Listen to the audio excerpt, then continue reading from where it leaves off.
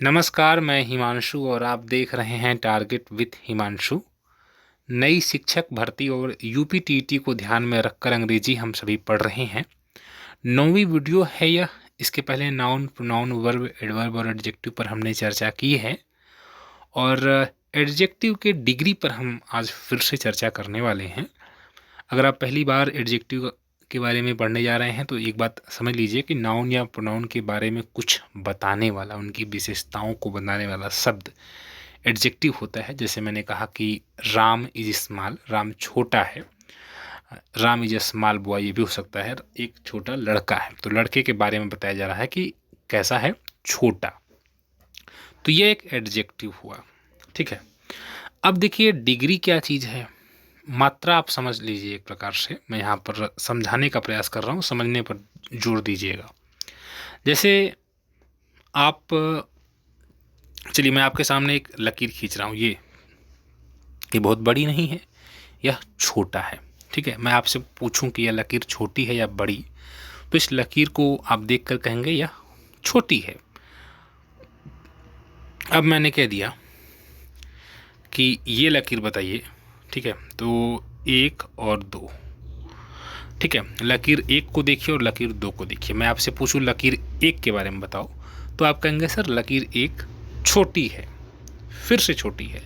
लेकिन अब मैं एक बार और आपके सामने कर दे रहा हूँ यहाँ पर। चलिए ये एक और लकीर है, ठीक है ना। अब ये तीसरी लकीर। अब आप बताइए कौन सबसे छोटा है, तो आप कहेंगे सर अभी भी 1 ही सबसे छोटा है। देखिए ये तीनों ही छोटे हैं, कोई बड़ी बात नहीं है। देखिए अभी अगर आप 2 को अभी कुछ देर पहले समझ रहे थे बड़ा, तो 3 को मैंने खींचा तो आपको लगा कि अब 2 भी मतलब छोटा हो गया। और अगर आप 3 को बड़ा समझ रहे हैं तो अब बताइए 4 अगर मैं इसको कह दूं तो अब 4 बड़ा हो गया। तो इन चारों पर हम अगर मतलब ध्यान दें तो इनकी एक जो लेंथ है, जो लंबाई है, ये छोटा है, ठीक है, या बड़ा ही आप मान लीजिए। तो ये घट बढ़ रही है कि नहीं, एडजेक्टिव की मात्रा घटती या बढ़ती है कि नहीं, समझ में आ रहा है। आप कहेंगे बिल्कुल घट रही है, ये भी छोटा है। अगर अभी 2 सिर्फ थे तो ये छोटा था, अब ये 3 आ गए तो इसमें भी ये छोटा है। लेकिन अब ये भी थोड़ा बड़ा था तो ये अब भी छोटा हो गया, अब ये भी छोटा हो गया। तो छोटा की परिभाषा भी घटती बढ़ती है, समझ रहे हैं। मैं आपको अल्टीमेटली ये समझाना चाहता हूँ कि एडजेक्टिव जो होता है वो घटता बढ़ता है, ठीक है ना। जैसे आपने कहा कि वो सुंदर है, किसी को आपने देखा, आपको वो बहुत खूबसूरत लगा, तो आपने कहा कि वो बहुत सुंदर है। लेकिन हो सकता है कि उसके बाद आपने किसी दूसरे को देखा हो और वो उससे भी अधिक सुंदर हो। दोनों ही सुंदर है लेकिन एक आपको ज़्यादा सुंदर लग गया, है ना। तो यहाँ पर भी आपने वही देखा। अगर आपने देखा कि कोई एक मतलब सांप है, ठीक है, वो विषैला है, ठीक है, या पॉइजनस है। अब एक और देख लिया आपने, वो और अधिक जहरीला है, ठीक है। तो आप क्या देख पा रहे हैं, ये मात्रा घट बढ़ रही है ना, है ना।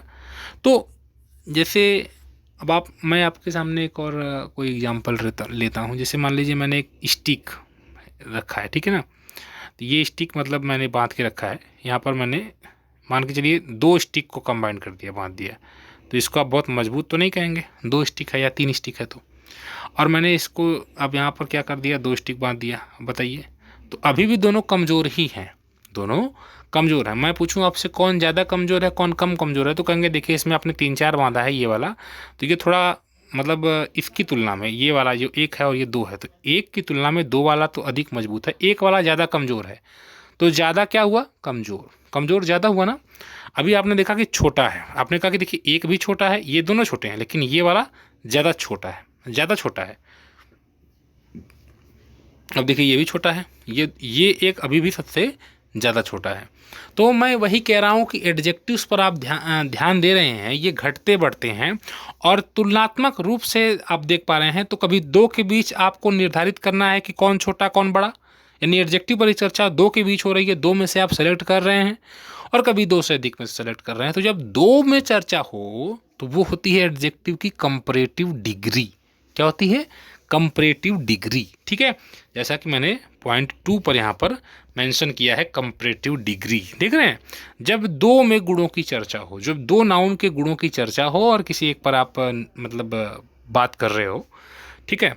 तो वो होती है कंपैरेटिव डिग्री एडजेक्टिव, कि उसमें कुछ मतलब रूल्स होते हैं जिसके अनुसार उनकी डिग्री बनाई जाती है। पॉजिटिव मतलब होता है सिंपल सा, एक जब कोई बेसिक रूप मतलब में रहता है अपने, तो पॉजिटिव डिग्री। जब दो में तुलना होती है तो कंपैरेटिव, और जब दो से अधिक लोग हो जाते हैं तो सुपरलेटिव। ठीक है। जैसे ये मैंने आपको कहा 4 लकीर आपके सामने खींच दिया, ये मान लीजिए डी है, ठीक है, ये चौथी वाली, तो मैं कहूँगा डी सबसे बड़ा है, सबसे लंबा है, ठीक है, लॉन्ग है। लॉन्ग आप कहेंगे सर लॉन्ग वर्ड लंबा के लिए प्रतीक मतलब यूज होता है, लेकिन यहाँ पर 4 में से सबसे लंबा है, तो लॉन्ग की कौन सी डिग्री लगेगी? सुपरलेटिव, क्योंकि हर एडजेक्टिव की अपनी डिग्री होती है। अगर एक के लिए यूज करना हो तो कुछ और, दो के लिए यूज करना हो तो कुछ और, दो से अधिक के लिए कुछ और यूज करना हो तो कुछ और। तो डी इज द लॉन्गेस्ट कहेंगे। क्या कहेंगे फ्रेंड? लॉन्गेस्ट, LONGEST, क्या कहेंगे? तो ये लॉन्गेस्ट है, ठीक है ना। अब मैं मतलब समझ रहे हैं। अब स्मॉल भी हो सकता है, जैसे यहाँ पर देखिए, ये मैं इसको कह दूंगा ये वाला, ठीक है, ये इसको मैं बोल रहा हूँ मान लीजिए 5, तो 5 is the smallest, 5 is the smallest. लेकिन अगर दो ही लोग रहे हैं, जैसे मान लीजिए एक है और ये दो है, अब आप कहेंगे देखिए इसका नाम मैंने ए रख दिया और इसका नाम मैंने रख दिया बी, तो आप कहेंगे सर ए तो छोटा है, ये क्या है? छोटा है, लेकिन मैं ए इज स्मॉल नहीं लिखूंगा, क्या लिखूंगा? स्मॉलर। कंपैरेटिव डिग्री ER लगाने पर ज़्यादातर बनती है, ठीक है। तो कंपैरेटिव डिग्री का प्रयोग तब किया जाता है जब दो लोगों के बीच गुणों की चर्चा होती है, और जब दो से अधिक लोगों की बात होती है तो एडजेक्टिव के सुपरलेटिव डिग्री का प्रयोग होता है, और बेसिक रूप में अपनी पॉजिटिव डिग्री में एडजेक्टिव्स यूज होते हैं। समझ में आई बात आपको? अब हम कैसे बनाएं? जैसे यहाँ पर मैंने अभी देखिए आपके सामने एक वर्ड भी लिखा है बिग, और बिग की कंपैरेटिव बनाया है बिगर, और सुपरलेटिव बनाया है बिगेस्ट, ठीक है ना। तो ये एडजेक्टिव्स की डिग्री इस तरह से बनती हैं, बिग, बिगर। अब इस पर हम थोड़ा सा चर्चा करेंगे आपसे। अब देखिए मैंने पहला रूल जो आपके सामने लिखा है वो लिखा है ER और EST जोड़कर कंपैरेटिव एंड सुपरलेटिव बनाया जाता है, और मैं आपके सामने 4 एग्जाम्पल भी रखा हूँ। पॉजिटिव देखिए यहाँ पर डिग्री है ये स्वीट, स्वीट मतलब मीठा। अब मेरी बात को ध्यान समझिएगा, मैंगो आपके सामने है, ठीक है, और मैंगो आपने खाया, और आपने मैंगो खाने के बाद कहा मैंगो इज स्वीट, ठीक है, आम मीठा है। तो मैंगो को, तो स्वीट की कंपैरेटिव होगी स्वीटर। जैसे मैंने कहा ना कि मैंगो मान लीजिए आपने खाया, लेकिन मैंगो खाने के बाद आपने मान लीजिए ग्रेप्स भी खा लिए, ठीक है, और हो सकता है कि आपने मैंगो खाए और उसके बाद ग्रेप्स खाया आपने, और ग्रेप्स आपको ज़्यादा मीठे लग गए, ठीक है। तो अब आप दो में तुलना करोगे, आपने खाया और कहा कि देखो मैंगो भी स्वीट था, ग्रेप्स भी स्वीट था, बट ग्रेप्स ज़्यादा स्वीट था, ज़्यादा मीठा था, तो ग्रेप्स के लिए आप स्वीटर यूज करोगे। स्वीटर, स्वीटर मतलब अधिक मीठा, न कि स्वीट, स्वीटर यूज करोगे, ठीक है ना। अगर आपको आम ज़्यादा मीठा लगेगा तो आप कहेंगे मैंगो इज स्वीटर, स्वीटर मतलब अधिक मीठा है। और अगर आप 4-5 फल खा रहे हो, आप सेब खा रहे हो, आप केला भी रखे हो, ठीक है, और उसी में आपने आम रखा है मतलब, और संतरा भी रखा है, इन चारों फलों को आपने खाया, और खाने के बाद आपको लगा कि आम सबसे मीठा है, हो सकता है दशहरी आम आपने खाया हो, लंगड़ा आम खा लिया हो, सबसे मीठा लगा हो, तो आप कहेंगे the mango is the sweetest, sweetest. अब आप बताइए स्वीटेस्ट क्यों लगा? क्योंकि ये सुपरलेटिव है, 4 लोगों की बात हो रही है। जब सबसे बेहतर की बात हो, मतलब सबसे अधिक की बात हो, सर्वोच्चता जब दिखानी हो, किसी लेवल को टॉप पर ले जाना हो, तो हम सुपरलेटिव का यूज करते हैं, ठीक है ना। जैसे एक 8 साल का बच्चा है, एक 6 साल का बच्चा है, और एक 10 साल का बच्चा है। तो जो 6 साल का बच्चा है वो यंगेस्ट बच्चा है। कौन सा बच्चा है? यंगेस्ट, YOUNGEST, यंगेस्ट चाइल्ड है। अब आप कहेंगे सर आप यंगेस्ट क्यों कह रहे हैं? मैं इसलिए कह रहा हूँ क्योंकि 3 लोगों में सबसे छोटा है, छोटा होने का जो लेवल है वो टॉप पर है, सबसे अधिक छोटा है, तो वो यंगेस्ट यूज़ करेगा। ठीक है ना। तो अब देखिए कैसे बनाया जाता है। आपने बिल्कुल अच्छे तरीके से समझ लिया कि सुपरलेटिव कब यूज करना है, कंपैरेटिव कब यूज करना है, दो के लिए कंपैरेटिव, दो से अधिक के लिए सुपरलेटिव। ठीक है। आपको लगता है कि आप दुनिया के सबसे ताकतवर इंसान हैं, आपको लगता है कि आप मनुष्य होकर आप शेर, बाघ, चीता, मतलब कोई भी जानवर, मधुमक्खी भी मैंने अभी बोल दिया मन से, ठीक है। तो मधुमक्खी या किसी भी मतलब मगरमच्छ, सबसे अगर आप अपने आप को स्ट्रांग समझते हैं तो आप कहेंगे कि I am the strongest. Strong नहीं, स्ट्रांग तो सिर्फ पॉजिटिव में, मतलब बेसिक तरीके से उसको यूज किया जाता है जब कोई कंपेरिजन नहीं होता है। दो में आपने यूज कर, मतलब आप दो पहलवान की लड़ाई देख रहे हैं, एक पहलवान आपको मजबूत अधिक दिख रहा है तो स्ट्रांगर उसको बोलेंगे, लेकिन आपको सबसे अगर सर्वोच्चता दिखानी है तो स्ट्रॉन्गेस्ट बोलेंगे। समझ में आ रही मेरी बात ना। तो आप बनाएंगे कैसे, मैंने यहाँ लिखा है ई आर लगाने से और ई एस टी लगाने से कंपैरेटिव बनता है। तो किसी एडजेक्टिव की अगर आपको कंपैरेटिव बनानी है तो बड़ी आसानी है, ई आर लगा दीजिए, और अदरवाइज सुपरलेटिव बनाना है तो ई एस टी लगा दीजिए। कितना आसान है। अब ये देखिए मैंने किया यहाँ पर, ठीक है। स्वीट है स्वीटर, स्वीटेस्ट है, और यंग का यंगर, यंगेस्ट है, और ओल्ड का ओल्डर, ओल्डेस्ट है। इसी प्रकार टाल का भी हो सकता है, टाल का टालर और टालेस्ट हो सकता है। अगर पॉजिटिव डिग्री के अंत में ई आता है, जैसे यहाँ पर आपने देखा कि इन सभी के अंत में ई आ रहा है, तब आपको ई आर लगाने की ज़रूरत नहीं है। जैसे अभी आपने क्या किया, देखिए इसके पहले वाले शब्दों में क्या किया आपने देखा यंग में ई आर लगा दिया, लेकिन अगर इस वर्ड के लास्ट में पहले से ही ई आ जाए, जैसे यहाँ पर स्वीट है, यहाँ पर अगर ई रहता, जैसे कि नीचे वाले सेंटेंस वर्ड में आप देख पा रहे हैं, तो आपको क्या करना है, तब आपको ई आर नहीं लगाना है, तब सिर्फ आर ही लगाना है क्योंकि ई तो पहले से लगा हुआ है। और उसी प्रकार से ई एस टी नहीं लगाना है, सिर्फ ई एस टी लगाना है क्योंकि ई तो पहले से ही लगा हुआ है। तो अगर किसी एडजेक्टिव के लास्ट में पहले से ही ई आए तो हमको सिर्फ आर लगाना है पॉजिटिव कंपैरेटिव बनाने के लिए, और सुपरलेटिव बनाने के लिए एस टी लगाना है। देख जैसा कि आप देखें, जैसे वाइट है तो अधिक सफ़ेद है तो वाइटर, और सबसे ज़्यादा सफ़ेद है तो वाइटेस्ट। उसी प्रकार वाइज है बुद्धिमान के लिए, देखिए यहाँ पर भी लास्ट में ई आया तो हम सिर्फ आर जोड़ रहे हैं और सिर्फ एस टी जोड़कर हम कंपैरेटिव और सुपरलेटिव बना ले रहे हैं, ठीक है ना। ये बहुत ही आसान है, लार्ज का लार्जर और लार्जेस्ट। अब ये तीसरे मतलब एडजेक्टिव के प्रकार पर आते हैं। अगर एडजेक्टिव के लास्ट में वाई आ जाए, जैसा कि आप देख रहे हैं, तो कंपैरेटिव बनाने के लिए वाई को हटाकर आई ई आर लगा देते हैं। समझ रहे हैं फ्रेंड।